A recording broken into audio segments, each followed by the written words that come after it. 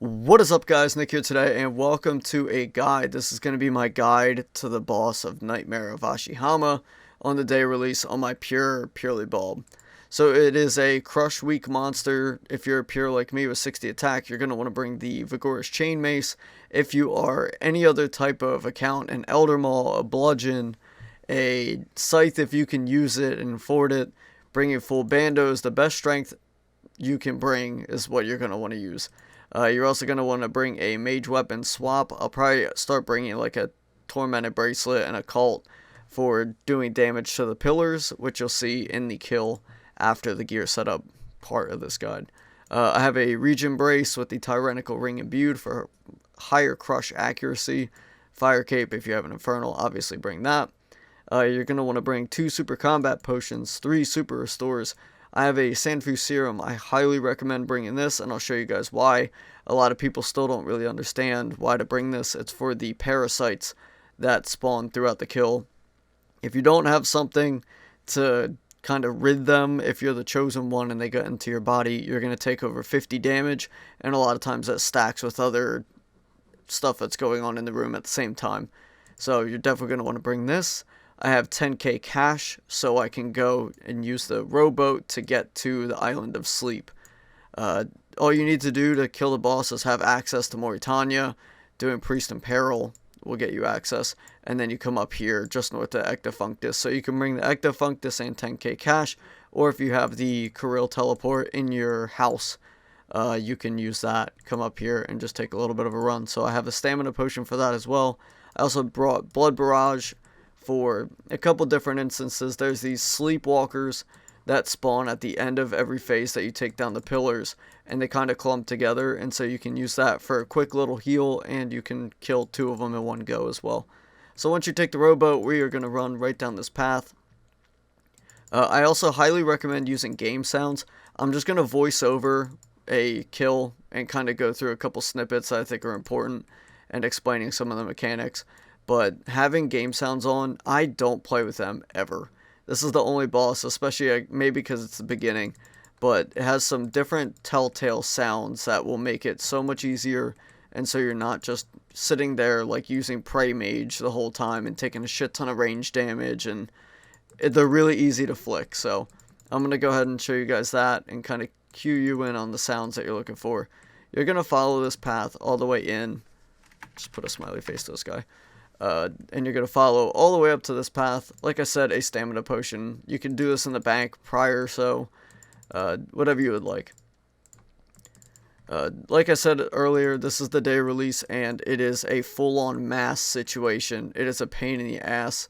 There really aren't like instances where you have like a 5-man team or a 10-man team. So you're going to want to talk to Shura to start this off. You'll go through a chat option with her. Just hold down spacebar, it'll take you through the whole thing. You're going to want to use the collect option if you die. You're going to have to bring 60k cash with you to get your shit back. That's kind of harsh, but that's what you're going to do. To see if there's a fight going on, you're going to right click inspect. You'll see the nightmare. What the fuck? Okay, Shakira. You're going to see the nightmare doing this thing where it's just up there like eating ass or whatever. And you'll know that there's a fight going on. You'll know that the world is empty and there's not a fight going on if it's like laying on the ground and there's not this pink thing and his tongue action isn't going like crazy. So let's get into the kills. I'll kind of go through some stuff. If you guys have any questions at all, comment down below. And sorry it took me so long. I'll leave some little like link thingies to getting to the fun portions of this guide. Anyway, hope you enjoy. Alright guys, before I live commentate this entire next kill, I want you to listen to what the mage attack sounds like and the range attack sounds like. That was a magic attack. These next 3 attacks are all range attacks. Look at the character's animations and the sound.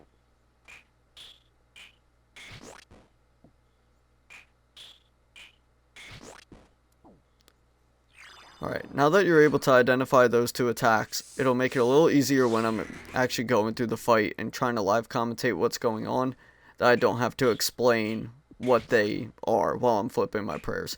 It also has a melee attack. This next attack right here is the melee attack.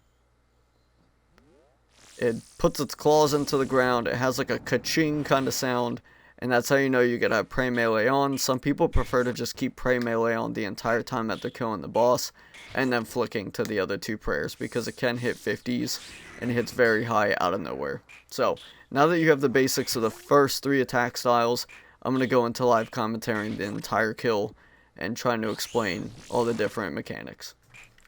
So once the boss gets up, I usually try to dump my Dragon Claw specs, that way I get them throughout the kill. I also stay towards the back end of the boss here. Like I said, it does have a melee attack, and I find it very difficult to kind of flick to it compared to the rest of the prayers. So I kind of just avoid it at all costs and just stay behind it and flicking to the range of the mage. And so right now it's going to go under, and it's going to divide the room up into 4 different quadrants. You're going to want to go to the side that has the pink and white flowers. And when it comes up like this, you're going to see on the other side, if you're looking, it has a bunch of like little fly things. They come out and do a lot of damage. It's kind of similar to Vespula on Chambers of Xeric. And those black things you saw on the floor, they're just like the crystals in Chambers of Xeric. You don't want to be standing on the same tile. It'll do a bunch of damage. You want to click off it. If you're too slow, you're going to take like 40 something damage. And at the same time, you're most likely going to be prayer flicking, so you have a potential of getting comboed out. So now, if you don't kill it fast enough, it can spawn these husks. You cannot move while you are trapped in between these. If you get one of those black balls that spawns underneath your square, you might be a little screwed. So I recommend keeping your health up a little high. And once you finish the portion of the kill there where you get its shield down, you're going to kill these pillars. There's 4 pillars. While you're killing these, you're going to want to use your magic attack and flick your prayers accordingly as well. So, I think it's kind of difficult to tell which one's which. I flip my screen around pretty quick while I'm killing these. Right there, I just avoided a melee attack. But it's kind of hard to tell. Like, you see southeast, yeah, sure, and then I realize I'm facing west. So to do 800 damage, and now these sleepwalkers are going to spawn. I kind of forgot. As you see, they kind of group together. So right there, I killed both of them with that blood barrage, but a few got through. So I'm still going to take 19 damage there. It's really hard to kind of coordinate that, especially when you're in these massing type worlds, because it's the day of release, and there's 1 instance for main accounts and 1 instance for Iron Man per world. Which I think is absolutely ridiculous that as Iron Man you can kill it together. Right there, the parasites just spawned. And so, when you have a parasite that goes at you, you're going to look inside your chat box. I'll probably get one the next go around. But it'll sit there for a few game ticks, and then it'll spawn these parasites, which heal the boss quite a bit. Like 70s and higher. So, like you saw, 79 right there. You're going to want to kill all of these parasites as fast as you can, and then you'll back into attacking it. So right here, your screen just turns pink. This changes your prayers. As you see, I'm praying mage right now, and I have the range prayer up. I have pray range on, and I have melee prayer up. I have melee prayer on, and now I'm praying mage. You're going to want to flick these according to the attack style, but you're going to use the different prayer. It just bumps it 1 to the left to what you're using. It's really odd, but it's kind of a mindfuck the first time you do it. Okay, and there's the parasites. Look in the chat right now, you'll see I've been impregnated with a deadly parasite. You're going to want to drink your Sandfuse serum, and as you see, it weakens the parasite within me. So right now, I have 65 health. We'll see what I have when it spawns. It took 5 damage instead of 50 plus, like you see the people around me. And so they get hit with a 50 something, and then the black balls spawn underneath. You can absolutely get cucked and get one shot just from that alone. And so, right again, your prayers are going to get all jacked up. Using Pray Mage for range, Pray Range for melee, and Pray Melee for Pray Mage. So you're just going to continue on, and now we're back to the pillars. We're going to spread away from the boss, and just focusing on your Pray Range and Pray Mage prayer flicks. So after the first, like, regular attack, your prayers will go back to normal. And you're going to keep avoiding the black spots on the ground. As you see, you don't get XP drops when you're attacking these portals, but I'm hitting like 46s, 52s. You do quite a bit of damage. I just got another parasite, so we use another Sandfuse, and flicking our prayers accordingly. So it really just takes time and practice learning how to do this. It's very overwhelming, I think, watching these kills without actually doing them to kind of try to understand it. So right now the Sleepwalker spawned along with the parasites. I actually kind of choked right there because I accidentally attacked the parasite with my chain mace. Just fine. I mean, we took 36 damage. I've seen them hit up to 58 when people were just starting and nobody was attacking them. So, it's totally possible to do these kills with, like, not max gear. You're just going to use extra brews.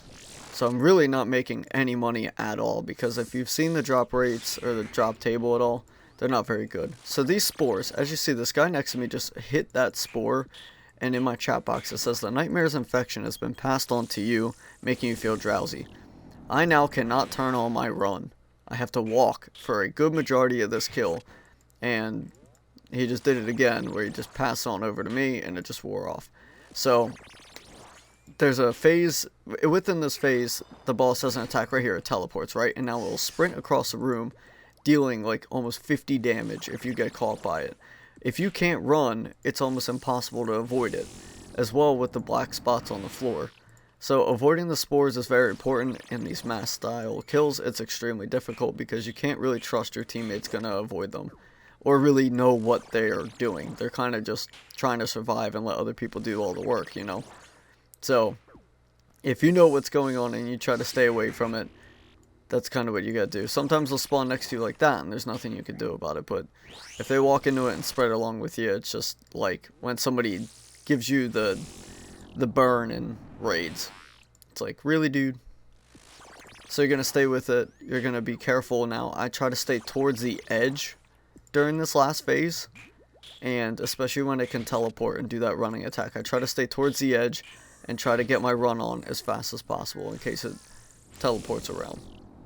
So, right here, it's going to teleport again while you're attacking the pillars. I think this might actually kill me. Oh.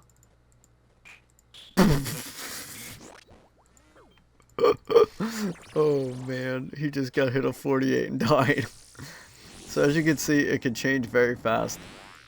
Try to stay towards the edge. I could see where it was going to go by looking at my mini-map. But you're just going to stay on these. You'll kill the last set of pillars this final time, and that'll be your Nightmare kill complete. I believe this is like 11 kill count for me. So there it goes with the 60 attack pure. Very mild gear. That's how you do it. If you guys have any questions, let me know. And I hope you guys have some good luck with the boss. Thanks for watching.